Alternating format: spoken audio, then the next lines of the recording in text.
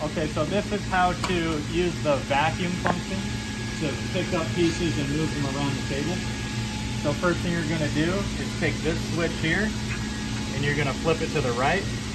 So it goes from interpolated mode to non-interpolated mode. And that just makes it so that your axes are true. So when I turn right on X, the machine turns to the right. And then when I hit this same toggle here, turn to the left, that saw head will move to the left. Same thing with my Z-axis. I hold it down, it goes down. See, that's the Z-axis, goes down, it goes down. I'm holding it, it's moving down. And my Y-axis also. Y negative is going to be towards me. I can push and hold that button to move it. Y plus is going to be away. I got to push and hold. So right now this slab is hanging off the table about 4 inches. We want to move it down. So we're going to use the vacuum function. To use the vacuum function, I'm going to go to main. And then this vacuum icon here. I'm going to bring the Z-axis down until it's about 3 to 4 inches from the face of the slab.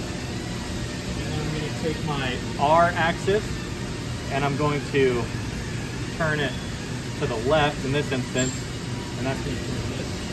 So I got to launch it too. I don't want it too low. I don't want it to scratch the face of the material.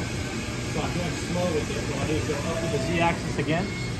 So I'll fill it again. I go up with the Z-axis and go R again.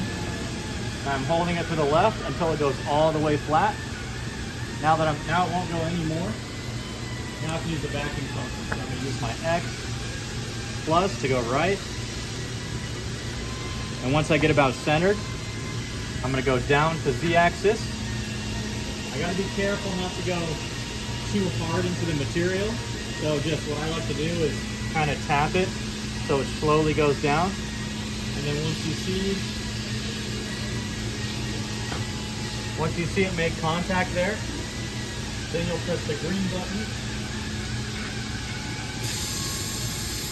and you'll hear it vacuum. You'll hear it sucking, and then you'll see the 2 indicators up top there have green lights on them.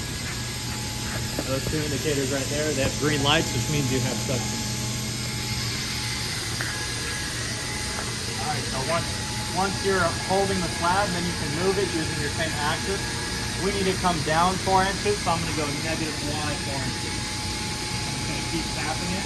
See it slowly moving the slab. I don't want to go super fast, that's to not break it. Kind of inch it down until it's on the table. And right there is about where I want it. I'll go a little more up so I can still use my pin when I'm done setting. Right about there is where we want it. And you can use this same method for when you need to move the material left to right. Once you get to this point, you would just use your X negative or X positive. So you want to go left, move left. When I go right, I move right. And so that's good where that's at. So now we'll